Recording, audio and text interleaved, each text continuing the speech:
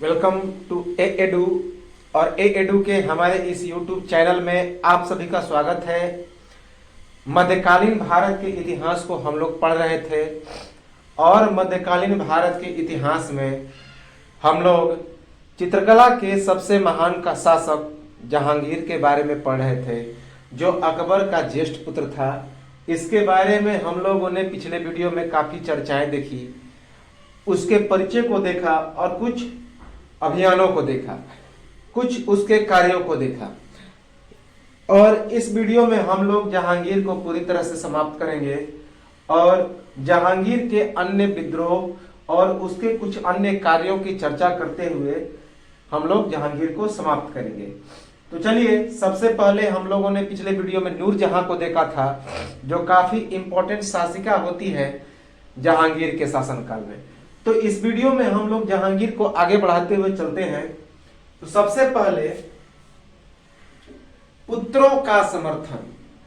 हमने बताया था कि जहांगीर के जो पुत्र थे, एक का नाम था खुर्रम, जो बाद में शाहजहां बनता है, दूसरे का नाम था शहरयार, तीसरे का नाम था मोहम्मद परवेज और चौथे का नाम था खुसरो मिर्जा। तो इन सभी को अलग अलग समर्थन प्राप्त था, अलग अलग लोगों का।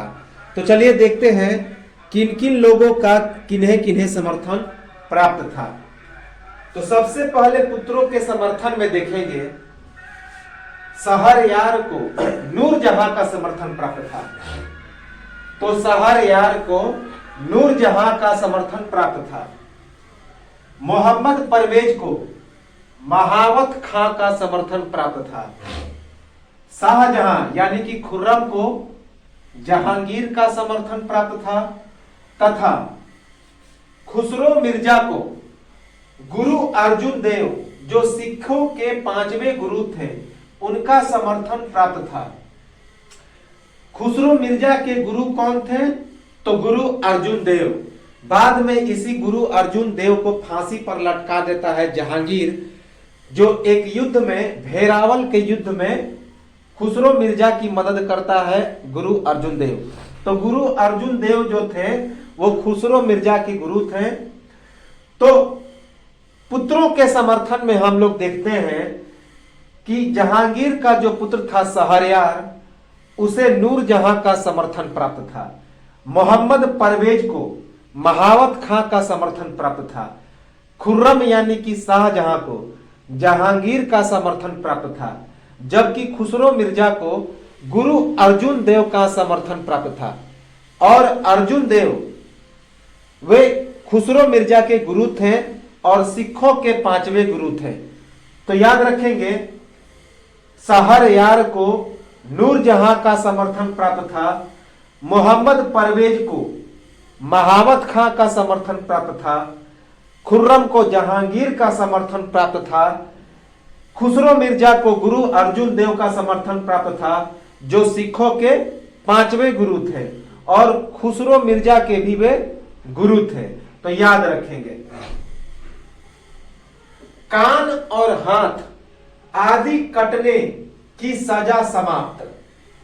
तो जहांगीर ने कान और हाथ काटने की जो सजा मिलती थी उसे समाप्त कर दिया, क्योंकि जहांगीर से पहले मुगल शासन में कुछ अपराधों के लिए कान और हाथ काटने की भी सजा दी जाती थी। तो जहांगीर ने कान और हाथ काटने की सजा को बंद कर दिया। कान और हाथ आदि काटने की सजा समाप्त। 1580 ईस्वी में जहांगीर ने तंबाकू, शराब और अन्य हमलावर वस्तुओं पर प्रतिबंध लगा दिया का हकमा बंद। हकमा यानी का प्रयोग। हकमा का मतलब क्या होता है? प्रयोग, सेवन, इस्तेमाल। तो 1580 ईस्वी में तंबाकू, शराब और अन्य हमलावर वस्तुओं का हकमा बंद।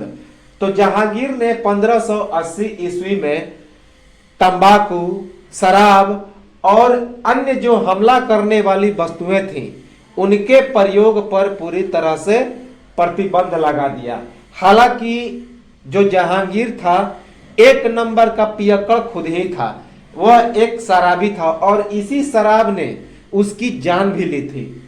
तो 1580 ईस्वी में जहांगीर ने तंबाकू, शराब और अन्य हमलावर वस्तुओं पर पूरी तरह से प्रतिबंध लगा दिया। याद रखेंगे, उसके प्रयोग पर बैन लगा दिया।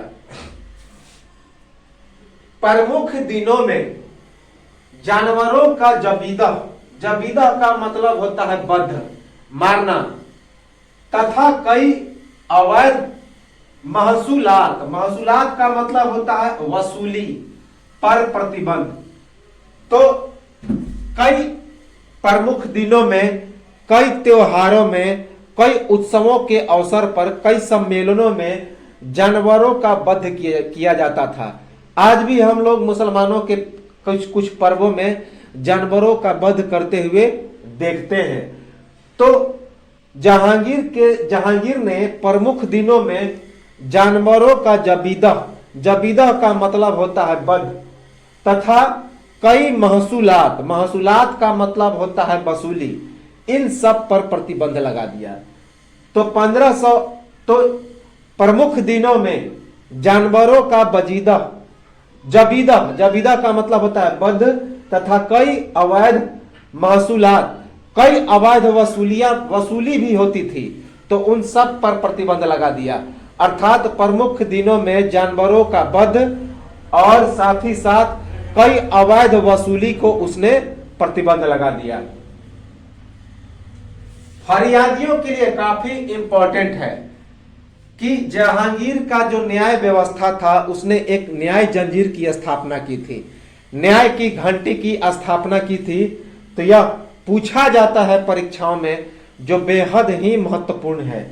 सोने की 60 जंजीर का निर्माण किया था। एक छोर था इसके राजमहल में और जो दूसरा छोर था वह जमुना नदी के तट पर था। तो आगरा के किले और जमुना नदी पर जो घंटियां होती थी, तो जमुना नदी के तट से जो फरियादी होते थे उस घंटी को बजाते थे और यहाँ पे आगरा के किले में बजता था। तो इससे जो सुल्तान होता था, जो बादशाह होता था, वह समझ जाता था कि किसी न किसी फरियादी को न्याय की जरूरत है। तो फरियादियों के लिए 24 घंटे के अंदर आगरा के किले के शाहबुर्जी, शाहबुर्जी का मतलब होता है दीवार, एवं जमुना नदी के तट पर स्थित एक खंभे में 60 सोने की घंटियां, 60 सोने की घंटियां अर्थात जंजीर लटकवाई, जिसे न्याय की जंजीर या न्याय की घंटी या जंजीर सुल्तान कहा गया। याद रखेंगे। तो फरियादियों के लिए 24 घंटे के अंदर में न्याय करने के लिए आगरा के किले के शाहबुर्जी अर्थात दीवार एवं जमुना नदी के तट पर स्थित एक खंभे में 60 सोने की घंटियां अर्थात जंजीर लटकवाई, जिसे न्याय की जंजीर या न्याय की घंटी या जंजीर संतुलन कहा गया। तो याद रखेंगे, मोस्ट इंपॉर्टेंट है कि फरियादियों के लिए 24 घंटे के अंदर में न्याय करने के लिए आगरा के किले के शाहबुर्जी अर्थात दीवार एवं जमुना नदी के तट पर स्थित एक खंभे में 60 सोने की घंटियां अर्थात जंजीर लटकवाई, जिसे न्याय की जंजीर या न्याय की घंटी या जंजीर संतुलन कहा गया। यह पूछा जाता है बार बार। तो एक बार हम लोग फिर से जहांगीर का ये जो अभी हमने बताया उसे एक बार रिपीट कर लें कि कौन कौन से पुत्रों को समर्थन प्राप्त था जहांगीर का, किसे किसे। तो शहरयार को नूरजहां का समर्थन प्राप्त था, मोहम्मद परवेज को महावत खां का समर्थन प्राप्त था, खुर्रम को जहांगीर का समर्थन प्राप्त था, जबकि खुसरो मिर्जा को गुरु अर्जुन देव का समर्थन प्राप्त था, जो सिखों के 5वें गुरु थे और अर्जुन देव खुसरो मिर्जा के भी गुरु थे। कान और हाथ आदि कटने पर प्रतिबंध लगा दिया। तो कई जो ये अपराध होते थे उनमें कान और हाथ काटने का भी प्रावधान था। तो जहांगीर ने कान और हाथ आदि काटने की सजा को समाप्त कर दिया। 1580 ईस्वी में तंबाकू, शराब और अन्य हमलावर वस्तुओं के प्रयोग पर उसने बैन लगा दिया, रोक लगा दिया। प्रमुख दिनों में जानवरों का जबीदा यानी वध तथा कई अवैध महसूलात यानी कि वसूली पर प्रतिबंध लगा दिया। फरियादियों के न्याय के लिए 24 घंटे के अंदर में न्याय के लिए आगरा के किले के शाहबुर्जी अर्थात दीवार एवं जमुना नदी के तट पर स्थित एक खंभे में 60 सोने की घंटियां अर्थात जंजीर लटकवाई, जिसे न्याय की जंजीर या न्याय की घंटी या जंजीर संतुलन कहा गया। इंपॉर्टेंट है। तो जहांगीर की एक आत्मकथा है अर्थात जीवनी है, जिसमें जहांगीर के बारे में लिखा गया है। उस किताब का नाम है आईने जहांगीरी या तुजुके जहांगीरी। स्वयं जहांगीर द्वारा रचित यह फारसी भाषा में, जिसमें कितनी घोषणाएं हैं, तो 12 घोषणाएं हैं। पूरा करने का श्रेय किसे जाता है, तो मौलबिंद खां को। याद रखेंगे कि जो जहांगीर की आत्मकथा है, जहांगीर की जीवनी है, वह स्वयं जहांगीर ने लिखी है और उस किताब का नाम है आईने जहांगीरी या तुजुके जहांगीरी, जो फारसी भाषा में जहांगीर के द्वारा लिखी गई है। और इसमें कुल 12 घोषणाएं हैं और इस किताब को पूरा करने का श्रेय मौलबिंद खां को जाता है। याद रखेंगे।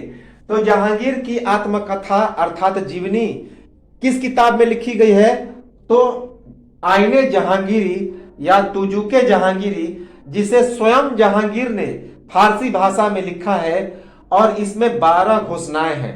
और इस किताब को जहांगीर ने पूरा नहीं किया था, उसके पहले ही इसकी मृत्यु हो गई थी। पर इस किताब को पूरा करने का श्रेय किसे जाता है, तो मौलबिंद खां को। याद रखेंगे कि आईने जहांगीरी को पूरा करने का श्रेय मौलबिंद खां को जाता है। इंपॉर्टेंट है। चित्रकला का बहुत शौकीन था, शिकार का बहुत शौकीन था। यह बात किससे पता चलता है, तो आईने जहांगीरी से यह बात पता चलता है कि जो जहांगीर था वह शिकार और चित्रकला का बहुत ही शौकीन था। खास करके चित्रकला का तो यह काफी शौकीन व्यक्ति था। तो आईने जहांगीरी से क्या बात पता चलता है कि चित्रकला और शिकार का यह बहुत शौकीन व्यक्ति था। इंपॉर्टेंट है, याद रखेंगे कि आईने अकबरी से यह पता चलता है कि जहांगीर चित्रकला और शिकार का बहुत ही शौकीन व्यक्ति था। गुलाब से इत्र बनाने की विधि नूरजहां की मां असमत बेगम द्वारा आविष्कार तथा बाद में इस कला को नूरजहां ने भी सीखा। यह बात भी किसमें लिखी गई है, तो आईने जहांगीरी में।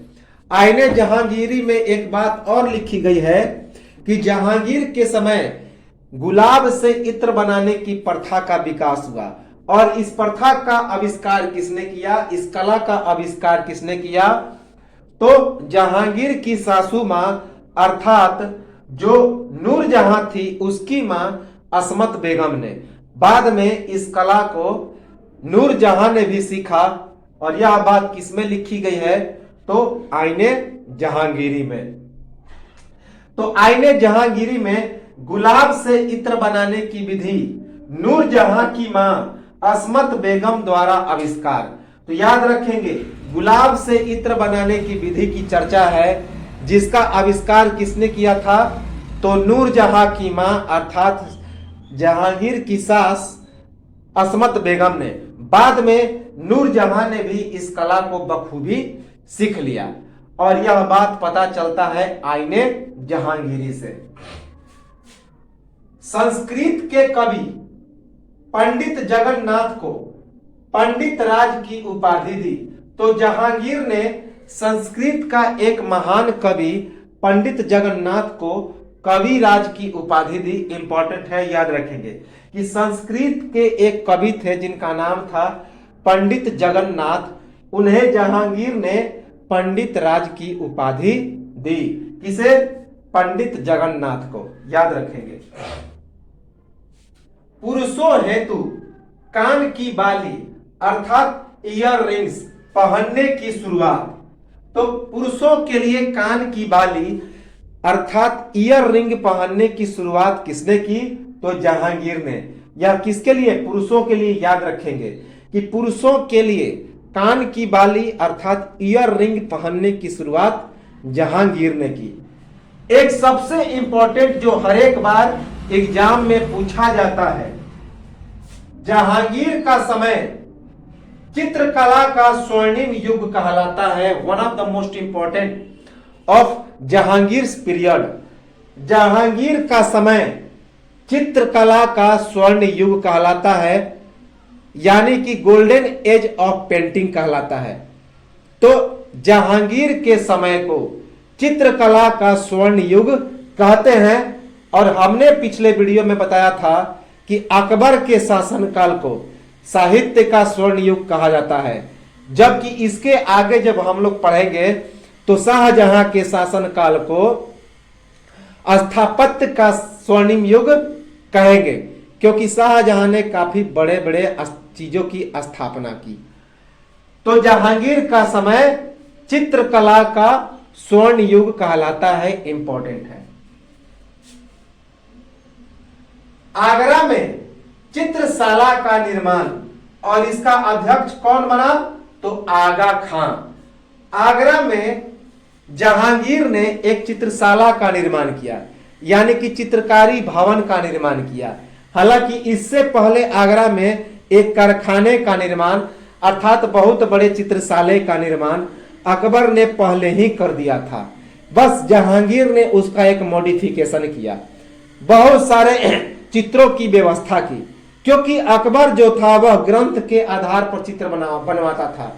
क्योंकि जहांगीर से पहले केवल ग्रंथ के आधार पर ही चित्र बनते थे, लेकिन जहांगीर ने पशु पक्षी एवं अन्य चित्रकारी की भी शुरुआत कर दी। तो हम लोग क्या कहेंगे कि आगरा में चित्रशाला का निर्माण किसने करवाया? तो जहांगीर ने। और इसका जो अध्यक्ष बना वह आगा खां बना। याद रखेंगे कि जहांगीर ने आगरा में एक चित्रशाला का निर्माण किया और उसका अध्यक्ष आगा खां बना। याद रखेंगे क्या? आगा खां। जहांगीर से पहले मात्र ग्रंथ के विषयों पर चित्रकारी होती थी। तो अभी हमने बताया कि जहांगीर से पहले जो भी पेंटिंग होती थी वह ग्रंथ के विषयों पर होती थी। तो जहांगीर से पहले चित्रकारी ग्रंथ के विषयों पर होती थी। जितने सारे ग्रंथ होते थे उन्हीं के विषयों पर चित्रकारियां होती थी। इंपॉर्टेंट है। हमजनामा का विषय चित्रकला। याद रखेंगे एक किताब लिखा गया था हमजनामा। हमजनामा उस किताब का जो विषय था, सब्जेक्ट था, वह चित्रकला था। तो हमजनामा का विषय क्या था? तो चित्रकला। याद रखेंगे क्या था किताब का नाम? तो हमजनामा। और उसका जो विषय था वह था चित्रकला। हमजनामा। जहांगीर के समय कौन कौन से चित्रकार महत्वपूर्ण थे उसे हम लोग देख लें। यहां से प्रश्न पूछे जाते हैं। तो प्रमुख चित्रकार आगा रजा, नासिर, उसके बाद अब्दुल हसन। इंपॉर्टेंट है। जो मानव का चित्रकार था अर्थात मनुष्य का चित्र बनाता था, आगा रजा, उसके बाद अब्दुल हसन जो मानव का चित्रकार था। जहांगीर द्वारा नासिर उल जमा की उपाधि। तो अब्दुल हसन को जहांगीर ने नासिर उल जमा की उपाधि दी। और यह मानव का चित्रकार था, अर्थात मनुष्य का चित्र बनाता था। क्या उपाधि मिली? नासिर उल जमा। उसके बाद मोहम्मद नासिर, याद रखेंगे, मोहम्मद नासिर। उसके बाद उस्ताद मंसूर, पशु एवं चिड़िया का चित्रकार। जहांगीर द्वारा नासिर उल असद की उपाधि, याद रखेंगे। उसके बाद बिशन दास, मनोहर, गोवर्धन इत्यादि। तो देखिए, सबसे पहले कौन कौन से प्रमुख चित्रकार थे जहांगीर के, यहां से प्रश्न पूछे जाते हैं। तो सबसे एक का नाम था आगा राजा, दूसरे का नाम था अब्दुल हसन। अब्दुल हसन को जहांगीर ने नासिर उल जमा की उपाधि दी थी और यह मानव का चित्र बनाता था, अर्थात मनुष्य का चित्रकार था। उसके बाद मोहम्मद नासिर, उसके बाद उस्ताद मंसूर। यह काफी फेमस है उस्ताद मंसूर। इसके बारे में कई बार परीक्षा में पूछा गया है कि यह जहांगीर का सबसे महत्वपूर्ण चित्रकार था उस्ताद मंसूर। यह पशु एवं चिड़िया का चित्रकार था। याद रखेंगे कि पशु पक्षी का चित्र बनाता था कौन? उस्ताद मंसूर। और इसे जहांगीर ने नासिर उल असद की उपाधि दी थी। क्या उपाधि दी? नासिर उल असद की उपाधि। इसके बाद अन्य चित्रकार थे बिशन दास, मनोहर, गोवर्धन इत्यादि। याद रखेंगे। तो कौन कौन से चित्रकार हो गए जहांगीर के समय? आगा राजा, अब्दुल हसन जो मानव का चित्र बनाता था, अर्थात मनुष्य का चित्रकार था। इसे जहांगीर ने नासिर उल जमा की उपाधि दी। मोहम्मद नासिर, उस्ताद मंसूर जो पशु एवं पक्षी का चित्रकार था, इसे जहांगीर ने नासिर उल असद की उपाधि दी। बिशन दास, मनोहर, गोवर्धन आदि। शराब एवं अफीम पर प्रतिबंध, पर खुद शराब पीकर बीमार रहता था, अर्थात एक नंबर का पियक्कड़ था। जो जहांगीर था, अभी हमने बताया कि 1580 ईस्वी में शराब और अफीम पर पूरी तरह से प्रतिबंध लगा दिया था, लेकिन खुद शराब और अफीम पीकर पड़ा रहता था और बीमार रहता था, अर्थात यह एक नंबर का पियक्कड़ था। और इसी शराब और अफीम की लत ने जहांगीर की जान भी ली थी। तो शराब और अफीम पर प्रतिबंध लगाया, लेकिन खुद शराब और अफीम पीकर बीमार रहता था, अर्थात एक नंबर का जहांगीर पियक्कड़ था। याद रखेंगे। श्रीकांत नामक हिंदू को न्यायाधीश अर्थात जज नियुक्त किया। यह भी इंपॉर्टेंट है कि कौन से शासक ने हिंदू को अपना न्यायाधीश नियुक्त किया, अर्थात जज नियुक्त किया, तो वो था जहांगीर। तो श्रीकांत नामक एक हिंदू को जहांगीर ने न्यायाधीश अर्थात जज नियुक्त किया। याद रखेंगे कि जहांगीर ने श्रीकांत नामक एक हिंदू को न्यायाधीश अर्थात जज नियुक्त किया। याद रखेंगे श्रीकांत। जहांगीर के शासन काल में ईरानियों को उच्च पद प्राप्त था। तो जहांगीर के शासन काल में ईरानी यानी कि फारसियों को उच्च पद प्राप्त था, लेकिन जब हम लोग अकबर के शासन काल को देखा तो उसमें राजपूतों को उच्च शासन प्राप्त था। तो जहांगीर के शासन काल में ईरानी यानी कि फारसियों को उच्च पद प्राप्त था। याद रखेंगे। अबुल फजल की हत्या वीर सिंह बुंदेला से करवाया।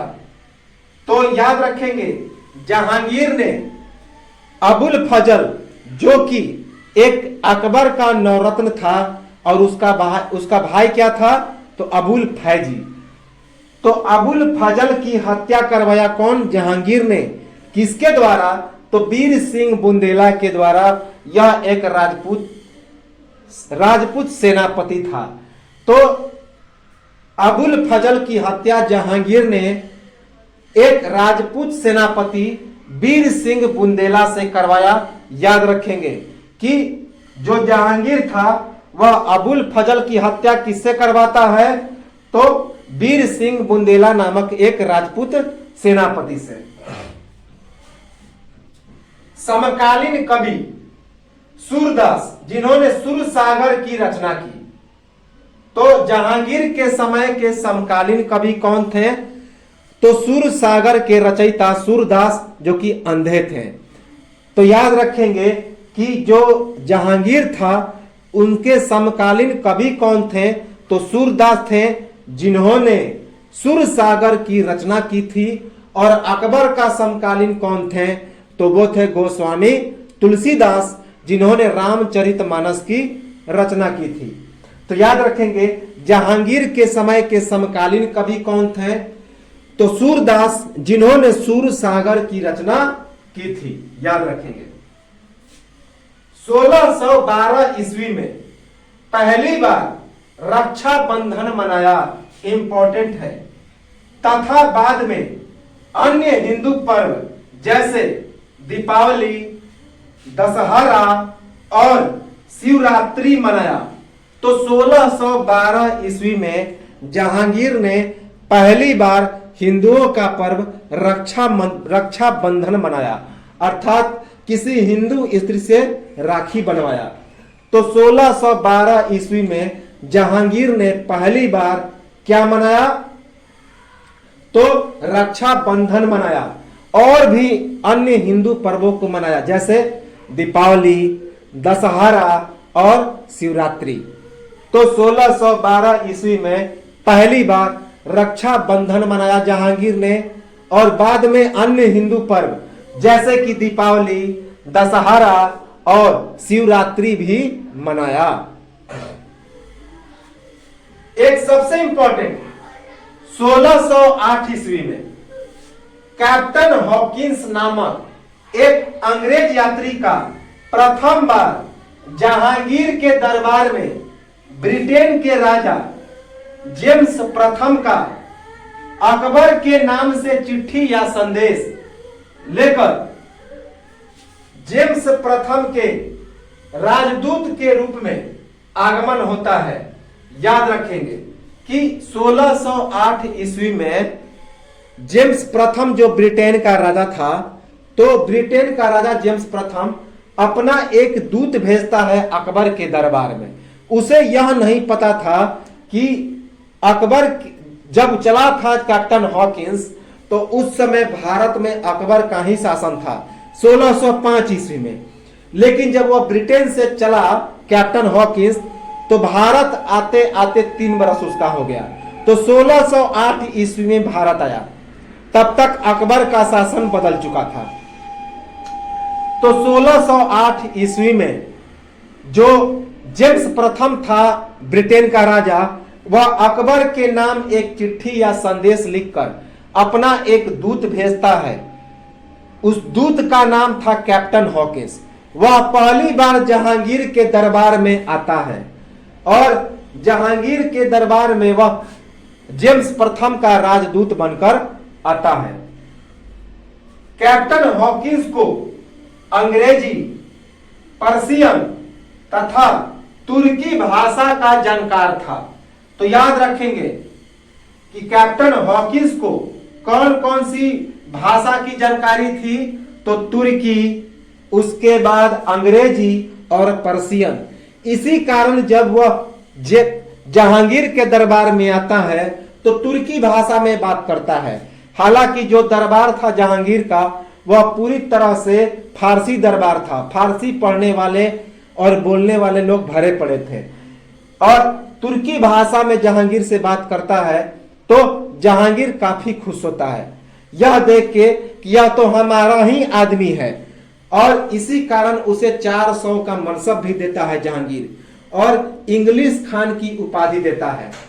तो याद रखेंगे कि कैप्टन हॉकिंस को अंग्रेजी, पर्शियन तथा तुर्की भाषा की जानकारी थी।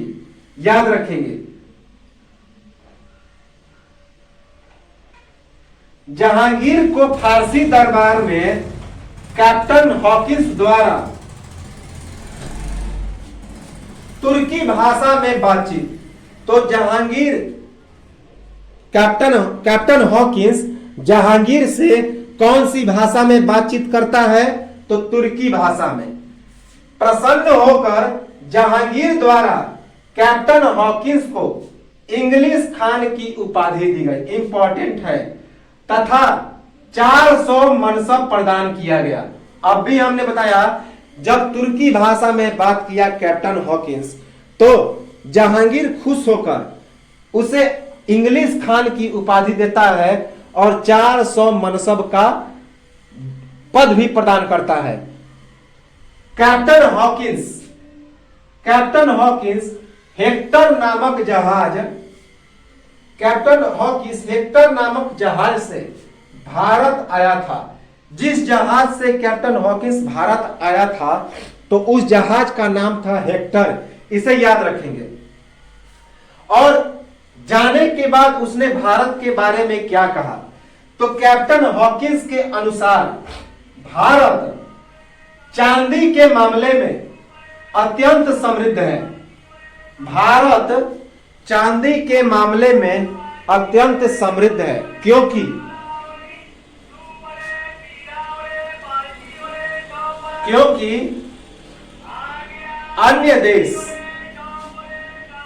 अन्य देश के व्यापारी भारत से वस्त्र के बदले वस्त्र के आयात के लिए चांदी देते हैं तथा अमीरों के कहने पर बादशाह इनकी संपत्ति जब्त कर लेते हैं।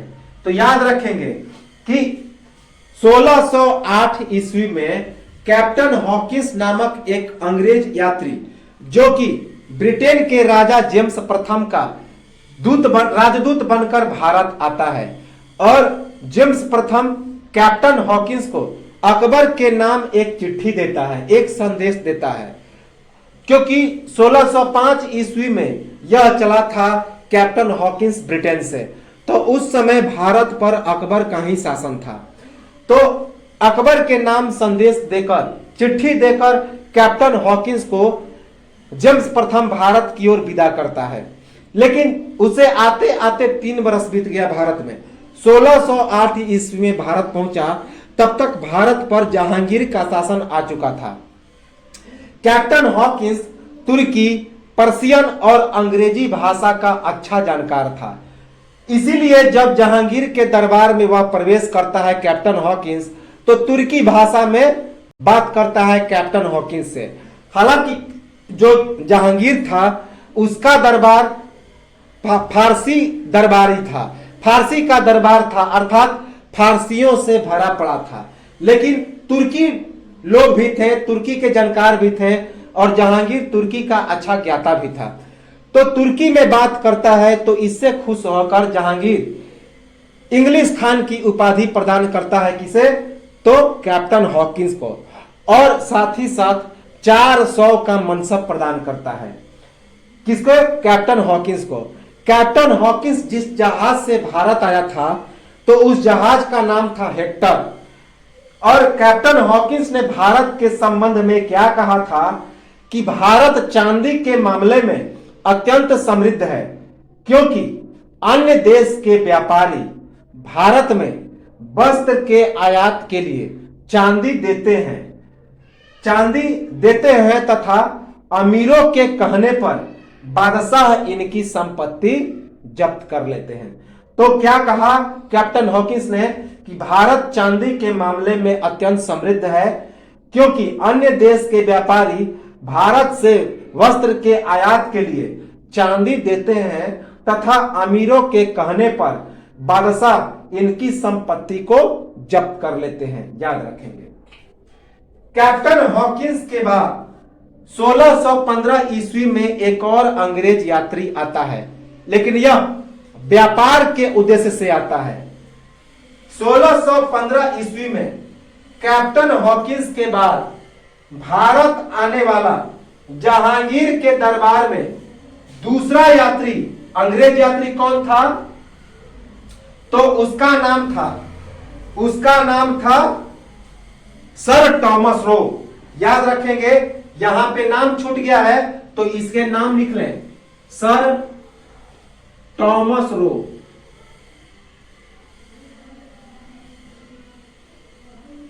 Sir Thomas Roe. तो 1615 ईस्वी में कैप्टन हॉकिंस के बाद सर टॉमस रो नामक एक और अंग्रेज यात्री भारत जहांगीर के दरबार में आता है और वह पहली बार व्यापारिक इरादे से भारत आया और जहांगीर को काफी अनुदान दिया, दान दिया, डोनेट किया। तो याद रखेंगे कि 1608 ईस्वी में जेम्स प्रथम के आदेश पर राजदूत बनकर पहली बार अंग्रेज यात्री भारत आया था। उसका नाम था कैप्टन हॉकिंस, जिसे इंग्लिश खान और 400 का मनसब प्रदान हुआ किसके द्वारा? जहांगीर के द्वारा। और उसके बाद 1615 ईस्वी में एक दूसरा अंग्रेज यात्री सर टॉमस रो जहांगीर के दरबार में आता है और पहली बार यह भारत में व्यापारिक उद्देश्य से आता है, व्यापार करने के उद्देश्य से आता है, जिसका नाम था सर टॉमस रो। और यह जहांगीर को अनुदान दिया। याद रखेंगे कि सर टॉमस रो ने जहांगीर को अनुदान दिया। Francisco Pelsaert. इसके बाद एक और यात्री आता है, डच यात्री। हॉलैंड के यात्री को, नीदरलैंड के यात्री को, नीदरलैंड के नागरिक को हम लोग डच कहते हैं, हॉलैंड। तो फ्रांसिस्को पेलसर्ट नामक डच यात्री का जहांगीर के दरबार में भारत आगमन। रिमॉन्स्ट्रेटी नामक पुस्तक लिखा।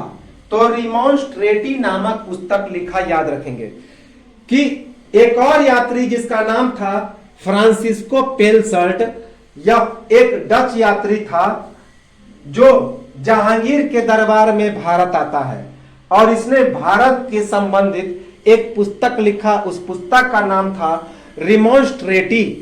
तो फ्रांसिस्को पेलसर्ट नामक एक डच यात्री भारत आया और उसने भारत के संबंध में रिमॉन्स्ट्रेटी नामक एक पुस्तक लिखा, रिमॉन्स्ट्रेटी। विलियम फिंच नामक एक अंग्रेज यात्री का जहांगीर के दरबार में भारत आगमन। लाहौर को सबसे बड़ा शहर बताया तथा जहांगीर का चरित्र सहित जहांगीर और अनारकली के प्रेम संबंध और अनारकली के लाहौर के कब्र की चर्चा करता है। तो याद रखेंगे एक और अंग्रेज यात्री आता है जिसका नाम था विलियम फिंच। और यह जो विलियम फिंच था, विलियम फिंच, इसने क्या किया?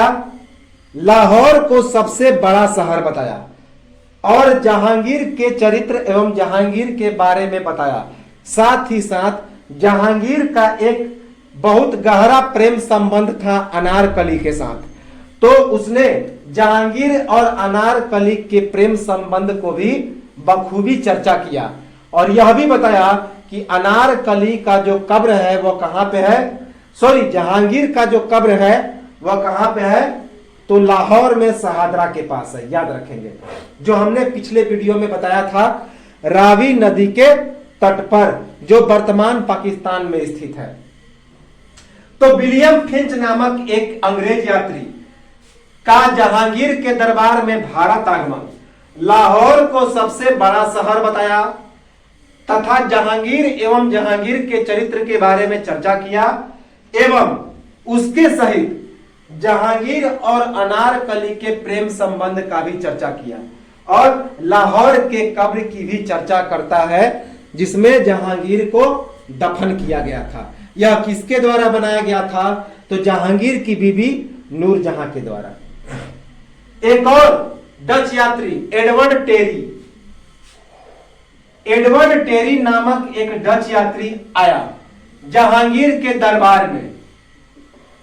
उसके अनुसार मुगल कालीन सिक्के विश्व के सबसे शुद्ध सिक्के थे तो एक और डच यात्री आया जहांगीर के दरबार में और उसने क्या बताया कि जो मुगल कालीन सिक्के हैं वे विश्व के सबसे शुद्ध सिक्के हैं। याद रखेंगे, एडवर्ड टेरी नामक एक डच यात्री भारत आता है जहांगीर के दरबार में और उसने क्या कहा कि जो मुगल कालीन सिक्के हैं वे विश्व के सबसे शुद्ध सिक्के हैं। याद रखेंगे।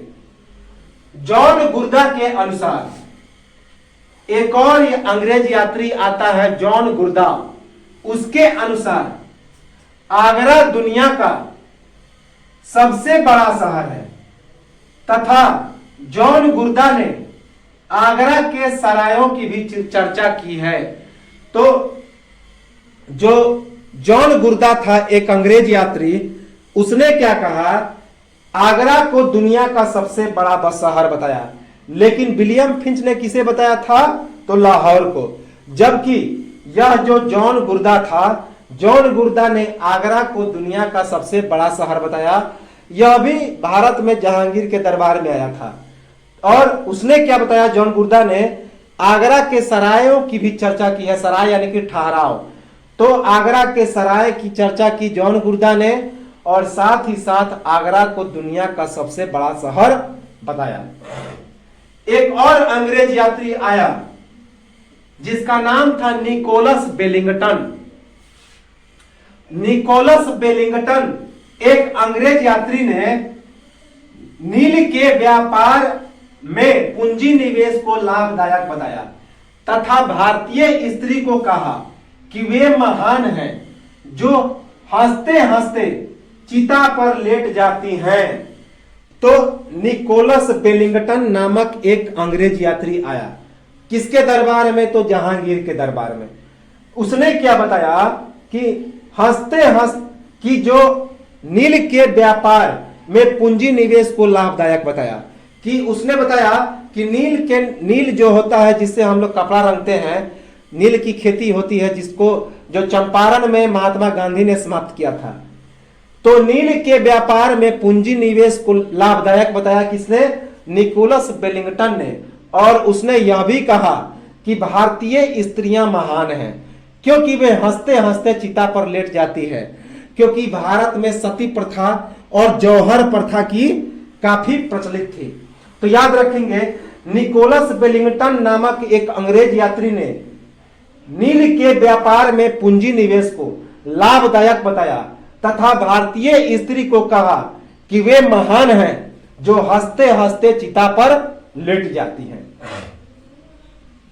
1606 ईस्वी में बड़े बेटे खुसरो मिर्जा के भेरा विद्रोह का पंजाब के जालंधर के भेरावल नामक मैदान में दमन करता है। सिखों के 5वें गुरु अर्जुन देव द्वारा खुसरो मिर्जा की मदद, अर्जुन देव को फांसी किसके द्वारा, जहांगीर के द्वारा। देखिए 1606 ईस्वी में खुसरो मिर्जा जो कि जहांगीर का पुत्र था, वह जहांगीर के विरुद्ध विद्रोह करता है। और वह कहां विद्रोह करता है, तो पंजाब के जालंधर के भेरावल नामक मैदान में। और इस युद्ध में खुसरो मिर्जा का गुरु अर्जुन देव उसकी मदद करते हैं। लेकिन सिखों के 5वें गुरु अर्जुन देव के द्वारा मदद करने के कारण यह जो जहांगीर था वह गुरु अर्जुन देव को फांसी की सजा दे देता है।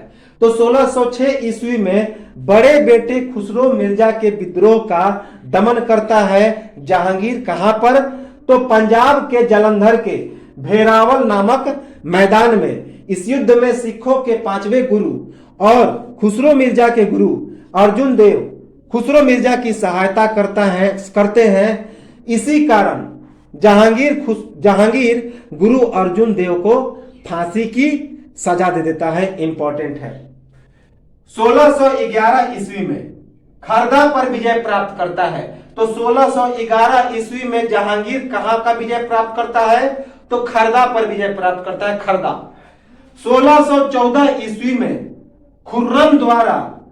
खुर्रम यानी कि शाहजहां, मेवाड़ के राजा अमर सिंह की पराजय, इसमें जहांगीर मदद करता है। 1614 ईस्वी में जहांगीर की मदद से खुर्रम यानी कि शाहजहां मेवाड़ के राजा अमर सिंह को पराजित करता है। तो 1614 ईस्वी में जहांगीर की मदद से उसका पुत्र खुर्रम मेवाड़ के राजा अमर सिंह को पराजित करता है। 1615 ईस्वी में खोखर विजय, 1615 ईस्वी में जहांगीर खोखर पर विजय प्राप्त करता है। 1620 ईस्वी में कानगढ़ पर विजय, 1620 ईस्वी में कानगढ़ पर विजय प्राप्त करता है कौन? जहांगीर। और 1615 ईस्वी में खोखर पर विजय प्राप्त करता है। 1620 ईस्वी में ही कश्मीर के दक्षिण में किश्तवाड़ तथा उत्तर पूर्व की पहाड़ी पर कांगड़ा की विजय और 1622 ईस्वी में कंधार में पराजय। तो याद रखेंगे 1620 ईस्वी में कश्मीर के दक्षिण में किश्तवाड़ तथा उत्तर पूर्व की पहाड़ी कांगड़ा पर विजय प्राप्त करता है कौन? जहांगीर।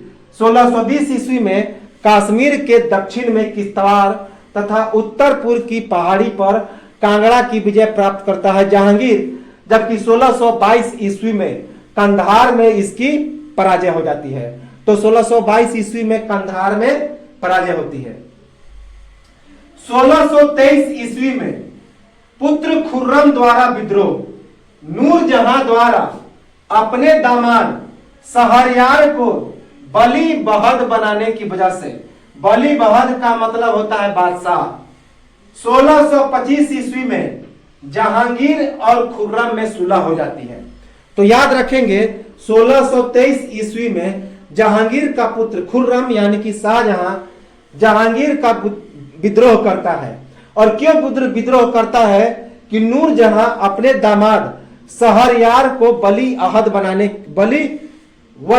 बनाने की घोषणा करती है, अर्थात बादशाह बनाने की घोषणा करती है। तो 1623 ईस्वी में पुत्र खुर्रम द्वारा विद्रोह होता है नूरजहां द्वारा अपने दामाद शहरयार को वली बहद बनाने की वजह से, अर्थात बादशाह बनाने की वजह से। लेकिन 1625 ईस्वी में जहांगीर और खुर्रम में सुलह हो जाता है और यह विवाद समाप्त हो जाता है। 1625 ईस्वी में सुलह होता है जहांगीर और खुर्रम के बीच। 1626 ईस्वी में महावत खां का विद्रोह, महावत खां पराजित हो जाता है। तो 1626 ईस्वी में महावत खां का विद्रोह होता है जहांगीर के विरुद्ध और इसमें महावत खां पराजित हो जाता है। 1628 ईस्वी यह जहांगीर का सबसे अंतिम अभियान था। अहमदनगर के वजीर मलिक अंबर के खिलाफ, मलिक अंबर के द्वारा प्रयोग किए गए गोरिल्ला युद्ध में विजय प्राप्त कर खुर्रम का शाहजहां की उपाधि 1529 ईस्वी में मलिक अंबर से संधि। तो 1528 ईस्वी जो कि इसका अंतिम अभियान था, 1628 ईस्वी में अहमदनगर का एक वजीर था अर्थात मंत्री था जिसका नाम था मलिक अंबर। तो मलिक अंबर के खिलाफ मलिक अंबर के द्वारा प्रयोग किए गए गोरिल्ला युद्ध, जिसमें छुप कर वार किया जाता है गोरिल्ला युद्ध में, तो गोरिल्ला युद्ध में विजय प्राप्त कर खुर्रम को शाहजहां की उपाधि देता है। बाद में 1529 ईस्वी में जहांगीर और मलिक अंबर की संधि हो जाती है। तो याद रखेंगे 1628 ईस्वी में अहमदनगर का वजीर मलिक अंबर जो कि जहांगीर के साथ गोरिल्ला युद्ध करता है और इस गोरिल्ला युद्ध में सफलपूर्वक विजय प्राप्त कर लेता है जहांगीर। और इसी विजय की खुशी में जो जहांगीर था वह अपने पुत्र खुर्रम को शाहजहां की उपाधि देता है। और बाद में 1529 ईस्वी में जहांगीर और मलिक अंबर के संधि हो जाती है और यह जो विवाद था यह विवाद भी समाप्त हो जाता है। और एक चीज और छोटा सा फैक्ट है, जहांगीर द्वारा अशोक के प्रयाग स्तंभ का निर्माण किया गया। तो जहांगीर ने अशोक के प्रयाग स्तंभ का भी निर्माण किया। किसका? अशोक के प्रयाग स्तंभ का निर्माण किया जहांगीर ने। 1614 ईस्वी में राजा वीर सिंह देव के गोविंद महल जो दतिया मध्य प्रदेश में है उसका निर्माण करता है। तो 1614 ईस्वी में राजा वीर सिंह देव के गोविंद महल, जो कि दतिया मध्य प्रदेश में पड़ता है, उसका निर्माण करता है। तो 1614 ईस्वी में गोविंद महल का निर्माण कौन करता है? जहांगीर। जिसके राजा कौन थे? तो राजा वीर सिंह देव, याद रखेंगे। और यह कहां पे पड़ता है? तो मध्य प्रदेश के दतिया जिले में। तो 1614 ईस्वी में राजा वीर सिंह देव के गोविंद महल, जो दतिया मध्य प्रदेश में पड़ता है, का निर्माण करता है। तो यह था जहांगीर, जो सलीम अर्थात शेखू बाबा।